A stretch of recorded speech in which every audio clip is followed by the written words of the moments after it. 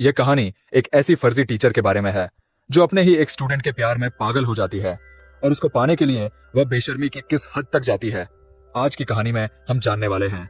तो कहानी की शुरुआत मेन हमें जेसन नाम के एक जवान लड़के को दिखाया जाता है जो एक स्टूडेंट होने के साथ साथ एक सोशल मीडिया पर्सनैलिटी भी है और फेसबुक पर उसके कई सारे फॉलोअर्स भी है क्योंकि सिंगिंग जेसन के पैशन होता है। इसके बाद हमें एक कैथोलिक स्कूल को दिखाया जाता है जहां जेसन के पेरेंट्स समर वेकेशन के बाद जेसन और उसकी बहन जॉय को स्कूल छोड़ने के लिए आए हैं। वही सारा नाम की एक लड़की को भी दिखाया जाता है जो जॉय की रूममेट होती है और वो जेसन को लाइक करती है। जेसन के फादर चाहते हैं कि जेसन सिंगिंग छोड़कर अपनी पढ़ाई पर ध्यान दे, पर जेसन म्यूजिक को अपना प्रोफेशन बनाना चाहता है। वही सिस्टर रेबेका को दिखाया जाता है जो जेसन और जॉय की टीचर है और वो जेसन के पेरेंट्स से यह प्रॉमिस करती है कि वो जेसन और जॉय का ख्याल रखेगी। इसके बाद सिस्टर रेबेका स्कूल की नई टीचर सिस्टर सोफिया से मिलती है जिसका आज स्कूल में पहला दिन है। वो सोफिया को इस स्कूल के नियम कानून बताते हुए ये कहती है कि यहाँ टीचर्स के लिए प्रोटोकॉल है कि वो स्कूल में बिना मेकअप के आए। जिसके बाद सिस्टर सोफिया अपनी लिपस्टिक मिटाने लगती है। इसके बाद सिस्टर रेबेका सोफिया को पूरा स्कूल दिखाने लगती है तो वहीं पर इन्हें जेसन मिलता है। तो सिस्टर रेबेका उससे उसकी नई टीचर सिस्टर सोफिया से मिलवाती है, लेकिन सोफिया ये देखती है कि आज जेसन थोड़ा अपसेट है, जिस पर सिस्टर रेबेका उसे बताती है कि जेसन ने नशे के हालत में अपने फादर की कार का एक्सीडेंट कर दिया था। तब से जेसन के डैड उससे नाराज रहते हैं और जेसन स्टूडेंट होने के साथ साथ एक सोशल मीडिया पर्सनालिटी भी है। अब इसके बाद जैसे ही सोफिया अपने कमरे में आती है तो वो अपने लैपटॉप में जेसन को देखकर उसकी तरफ अट्रैक्ट होने लगती है और जेसन को लैपटॉप पर ही किस करती है, जिससे ये पता चलता है कि सोफिया जेसन को पहले से जानती है। अब अगले दिन वो अपनी पहली क्लास अटेंड करने जाती है और सभी स्टूडेंट को अपना इंट्रो देती है, लेकिन उसी दौरान जेसन और सारा को बात करते हुए देखकर सारा को आगे बिठा देती है, जिस पर सारा को बहुत गुस्सा आता है। लेकिन यह देखकर जेसन की बहन जॉय को थोड़ा अजीब लगता है क्योंकि कैथलिक स्कूल में टीचर इस तरह का रूड बिहेव नहीं करते हैं। अब जैसे ही सोफिया बुक ओपन करती है तो जॉय कहती है कि क्लास शुरू होने से पहले सभी प्रेयर करते हैं। जिसके बाद सोफिया खुद प्रेयर करने के बजाय वो जॉय को प्रेयर करने के लिए कहती है। जिसके बाद जॉय प्रेयर करती है और उसके साथ सारे स्टूडेंट भी प्रेयर करने लगते हैं। तभी जॉय देखती है कि सोफिया प्रेयर नहीं कर रही और वो ये बात अपने भाई जेसन को बताती है। तभी जेसन को उस समय सारा का मैसेज आता है, इसलिए वो जॉय की बात पर इतना ध्यान नहीं देता। अब स्कूल के बाद सोफिया जेसन से मिलकर पूछती है कि क्या सारा तुम्हारी गर्लफ्रेंड है? तो जेसन कहता है कि मेरी कोई गर्लफ्रेंड नहीं है। ये सुनकर सोफिया बहुत खुश होती है, पर अगली सुबह वो जेसन और सारा को किस करते हुए देख लेती है और जेसन को क्लास में भेजकर सारा को डांटने लगती है। जिस पर सारा कहती है कि तुम मुझे नहीं जानती, मैं उस आदमी की बेटी हूं जो इस स्कूल को फंड दिया करते हैं। लेकिन सोफिया को इस बात से कोई फर्क नहीं पड़ता और वो उसे जेसन से दूर रहने के लिए कहती है। अब क्लास के बाद सोफिया जेसन को रुकने के लिए कहती है और उसे कहती है कि तुमने तो कहा कि तुम्हारी कोई गर्लफ्रेंड नहीं है, फिर तुम सारा के साथ क्या कर रहे थे? जिस पर जेसन के पास इस बात का कोई जवाब नहीं होता। जिसके बाद सोफिया कहती है कि तुम एक बार मेरे चैम्बर में आकर मिलना। अब थोड़ी देर बाद जब जेसन सोफिया से मिलने के लिए जाता है तो वो देखता है कि सोफिया अपनी बॉडी को मॉइस्चराइजर कर रही होती है। असल में सोफिया ने जानबूझकर अपने कमरे का दरवाजा खुला रखा था ताकि जेसन उसे ऐसी हालत में देखकर उसकी तरफ अट्रैक्ट हो जाए। अब अगली सुबह सोफिया जेसन से पूछती है कि वो उससे मिलने क्यों नहीं आया, जिस पर जेसन कहता है कि वो भूल गया था। अब यहाँ जेसन और जॉय को स्कूल आए हुए 1 हफ्ता हो चुका है और वीकेंड पर उनके पेरेंट्स उन्हें अपने घर लेने के लिए आए होते हैं। वही सिस्टर सोफिया का जेसन के बगैर मन नहीं लगता, इसीलिए वो सिस्टर रेबेका से अपने आंटी की तबीयत खराब होने का बहाना करके स्कूल से लीव ले लेती है। इधर घर पर जेसन अपने डैड से कहता है कि वो स्कूल से 1 साल की छुट्टी लेकर अपने पैशन पर काम करेगा, लेकिन उसके डैड चाहते हैं कि वो अपना फोकस पढ़ाई में लगाए। जिस पर इन दोनों के बीच बहस हो जाती है और जेसन नाराज होकर बाहर आ जाता है और अकेले ही बाहर गाना गा रहा होता है। इसी दौरान सोफिया अपनी कार लेकर जेसन के घर आती है और छुपकर उसकी सिंगिंग को एंजॉय कर रही होती है। तभी जेसन को सारा का कॉल आता है, जिससे सोफिया गुस्सा होने लगती है और तभी सोफिया का पैर गलती से किसी चीज से टकराता है और आवाज आने पर जेसन उसकी तरफ बढ़ने लगता है। लेकिन तभी जेसन को जॉय का मैसेज आता है और वो वापस अंदर चला जाता है।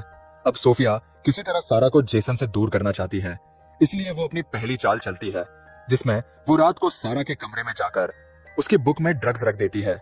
लेकिन बाहर निकलते समय उसका सामना सिस्टर रेबेका से होता है तो वो उन्हें बताती है कि उसे किसी की आवाज सुनाई दे रही थी, इसीलिए वो देखने के लिए यहाँ आई थी। इसी दौरान जॉय नींद से उठ जाती है जो सारा के रूम में ही रहती है और दोनों की बातें सुनकर उसे सोफिया पर शक होने लगता है।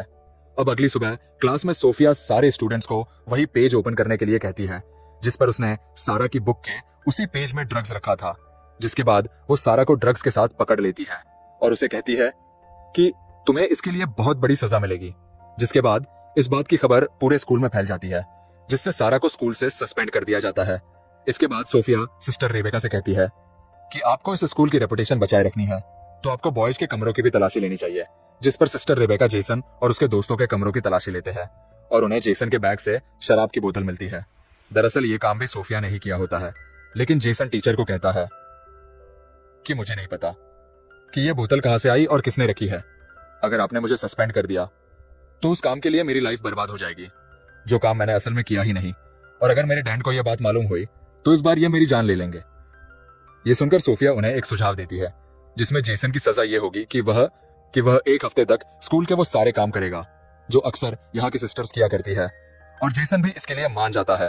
अब इसके बाद हमें पास्ट का एक सीन दिखाया जाता है कि किस तरह सोफिया ने सोशल मीडिया पर जेसन को देखा और वह उसके सॉन्ग्स और उसके आवाज की फैन हो गई और वह जेसन से मिलने के लिए सोफिया नाम की एक सिस्टर जो उसी स्कूल में ट्रांसफर होने वाली थी, उसका मर्डर करके उसे ठिकाने लगा दिया और उसकी जगह सारे डॉक्यूमेंट्स चेंज करके सिस्टर सोफिया बनकर स्कूल में एंटर हो गई। अब कहानी प्रेजेंट टाइम में आती है, जहां हम देख पाते हैं कि जेसन स्कूल के काम कर रहा है और पौधे लगा रहा है। इसी समय सोफिया वहां आती है और हेल्प करने के बहाने उसको उकसाने लगती है। वही जोई यह सब नोटिस कर रही होती है।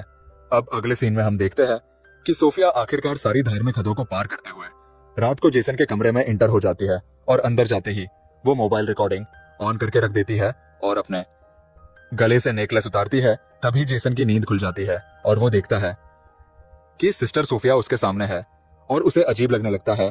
लेकिन सोफिया जेसन को अपनी अदा में बहकाने की कोशिश करती है और पास आकर जेसन को किस करने लगती है। लेकिन जेसन को डर लग रहा था कि यह सब पाप है और उन्हें यह सब नहीं करना चाहिए, पर सोफिया के मनाने पर वो उसकी बहकावे में आ जाता है और आखिरकार दोनों एक दूसरे के बिल्कुल करीब होकर इंटीमेट हो जाते हैं। अब अगली सीन में हम देख पाते हैं कि जेसन रिग्रेट होकर चर्च में जाता है फादर से इस बात का कन्फेस करने के लिए कि उसे एक बहुत बड़ा पाप हो गया है। अब वो जैसे ही फादर से माफी मांगने लगता है तभी वह देखता है कि वह फादर की जगह सोफिया है और वो उधर ही आकर उसके गोद में बैठकर उसे किस करने लगती है और एक बार फिर से दोनों वहां पर इंटीमेट होने लग जाते हैं। अब इस इंसिडेंट के हुए 1 हफ्ता गुजर जाता है और जेसन अपने घर चला जाता है, जहां उसे सारा का मैसेज आता है जिसमें वो उसे रात की पार्टी के लिए इनवाइट करती है। वही सोफिया भी स्कूल से निकल रही होती है, पर तभी वो सिस्टर रेबेका को किसी और स्कूल के फादर से असली सोफिया के बारे में बात करते हुए सुन लेती है, जिससे उसको यह पता चला है कि वो फादर असली सोफिया को बहुत पहले से जानते हैं। यह सुनते ही वो घबराकर कार की तरफ बढ़ने लगती है, लेकिन तभी सिस्टर रेबेका उसे देखकर कहते हैं कि तुम कहाँ जा रही हो, जिस पर सोफिया उन्हें अपनी आंटी की मेडिकल इमरजेंसी का बहाना करके वहां से निकल जाती है। अब उसी रात जेसन अपने डैड से कहता है कि वो सारा के घर पार्टी में इनवाइट है, लेकिन उसके डैड उसे जाने से मना कर देते हैं। जेसन सारा के घर जाकर काफी शराब पीता है, जिसके बाद सारा उसे एक कमरे में ले जाती है और दोनों एक दूसरे को किस करने लगते हैं। पर इसी दौरान जेसन को सोफिया के साथ किए हुए इंटीमेट सीन याद आने लगते हैं, जिसके बाद वो एक बियर बोतल लेकर वहां से निकल जाता है। लेकिन उसको पुलिस खुलेआम पुलिस को बताती है कि जेसन मेंटली काफी डिस्टर्ब है और उन्हें वो कन्विंस करती है कि वो जेसन को जाने दे, जिसके बाद सोफिया की बात मानकर पुलिस उसे जाने देती है। अब जेसन सोफिया से कहता है कि वो नशे की हालत में घर नहीं जा सकता, इसलिए सोफिया उसे होटल के एक रूम में ले जाती है। वहीं हम देखते हैं कि जेसन की माँ उसके डैड को यह समझाने लगती है कि उन्हें जेसन को उसके पैशन के लिए 1 साल का समय देना चाहिए, जिस पर जेसन के डैड मान जाते हैं और उसे घर वापस लाने के लिए जाते हैं। वही इधर जेसन को रूम में लेकर आने के बाद सोफिया अपने कपड़े उतारने लगती है ताकि दोनों फिर से इंटीमेट हो सके, पर जेसन को शक होने लगता है कि वो हर जगह उसे फॉलो कर रही है और वो कहता है कि हम दोनों ने आज तक जो भी किया वो वाकई में एक बहुत बड़ा पाप है और मैं इस रिग्रेट से बाहर नहीं निकल पा रहा हूँ और अब आगे से हम दोनों ये सब कभी नहीं करेंगे। लेकिन सोफिया कहती है कि हम दोनों के बीच काफी सिमिलैरिटी है और हम दोनों के ही डेड हमें नहीं समझाते और हम दोनों एक दूसरे से मिले ही इसलिए कि दोनों एक दूसरे के साथ रह सके। लेकिन जेसन सोफिया की कोई बात नहीं मानता और वो सोफिया को उधर ही छोड़कर चला जाता है, जिससे सोफिया को बहुत गुस्सा आता है। वही जेसन के फादर उसे ढूंढ लेते हैं और उसे कहते हैं कि उन्होंने कहीं ना कहीं जेसन को फोर्स किया है और वो उसे सॉरी कहकर उसे एक मौका देने की बात करते हैं। अब अगले दिन सुबह जब जेसन और जोई दोनों स्कूल के लिए निकलते हैं तो सोफिया भी वहां होती है और वो उन्हें देखकर कार स्टार्ट करके जाने लगती है। तभी जोई उस कार को देख लेती है और स्कूल आकर उस कार को ढूंढ भी लेती है और नंबर के जरिए ऑनलाइन चेक करती है, जिससे उसे पता चलता है कि वो कार सोफिया के नाम पर ही रजिस्टर है। जिससे जोई को मेन यकीन हो जाता है कि वो सोफिया ही थी जो उनके घर के बाहर ठहरी थी। वहीं इधर जेसन अपने कमरे में जाता है तो सोफिया उसे बेहोश पड़ी मिलती है, जिससे वो घबरा कर उसे होश में लाने के लिए माउथ टू माउथ ऑक्सीजन देने की कोशिश करता है, लेकिन उसे पता चलता है कि सोफिया नाटक कर रही है। जिस पर जेसन सोफिया पर गुस्सा होकर यह कहता है कि मैं इस बारे में फादर को रिपोर्ट कर दूंगा। लेकिन सोफिया को इस बात से कोई फर्क नहीं पड़ता और वो कहती है कि अगर तुमने रिपोर्ट किया तो मैं भी सभी को बता दूंगी कि तुम एक स्टूडेंट होकर किस तरह एक टीचर के साथ बेशर्मी की सारी हदें पार कर चुके हो। अब जेसन समझ जाता है कि वो बुरी तरह फंस चुका है। तभी उसे जोई फोन करके सोफिया के कार के बारे में बताती है, जिस पर जेसन उसे कहता है कि वो इस बारे में किसी को ना बताए। अब आगे हम देखते हैं कि क्लास में प्रेयर के बाद सिस्टर रेबेका सारा को दोबारा वापस लेकर आई है, जिससे सोफिया को बहुत गुस्सा आता है और क्लास के बाहर सोफिया सिस्टर रेबेका को नियम समझाने लगती है कि किस तरह आप सारा को वापस स्कूल में परमिशन दे सकती है। जिस पर सिस्टर रेबेका कहती है कि तुम मुझे नियम कानून मत सिखाओ, मुझे पता है कि क्या करना चाहिए और क्या नहीं, और तुम पहले प्रेयर करना सीखो। अब एक तरफ सारा के वापस आने की खुशी में जेसन सिंकिंग कर रहा होता है, तो दूसरी तरफ सोफिया गुस्से में आकर एकदम साइको की तरह बिहेव करने लगती है। इसके बाद हम देखते हैं कि सारा जब नहा रही थी तो सोफिया वहां जाकर उसके सर दीवार पर मार मार के उसकी जान ले लेती है और फिर साबुन गिराकर इस मर्डर को एक नॉर्मल एक्सीडेंट की तरह दिखाने की कोशिश करती है। इसके बाद जब जोई नहाने के लिए जाती है तो वो सारा को मरी हुई देखकर चिल्लाने लगती है। इसके बाद सारा की बॉडी को पोस्टमार्टम के लिए ले जाया जाता है। इसी दौरान सारा की लाश देखकर जोई ये कह रही होती है कि इतने सालों में शावर लेते समय कभी भी ऐसा नहीं हुआ, यहाँ कुछ ना कुछ तो गड़बड़ जरूर हुआ है। अब अगले दिन चर्च में प्रेयर करने के बाद जब सोफिया बाहर आती है तो जेसन सोफिया से कहता है कि जरूर तुमने कुछ किया होगा, जिस पर सोफिया कहती है कि पुलिस ने इसको एक एक्सीडेंट डिक्लेयर कर दिया है और वैसे भी यहाँ कोई गुनहगार नहीं है और सबसे बड़े गुनहगार तो तुम हो जिसने एक नन के साथ संभोग किया है। ये कहकर वो उसे वो एमएमएस दिखाने लगती है जो उसने इंटीग्रेट होने के दौरान छुपाकर रिकॉर्ड किया था और वो कहती है कि अगर तुमने सारा के बारे में कुछ भी अपनी जुबान से निकाला तो मैं ये एमएमएस सोशल मीडिया पर वायरल कर दूंगी।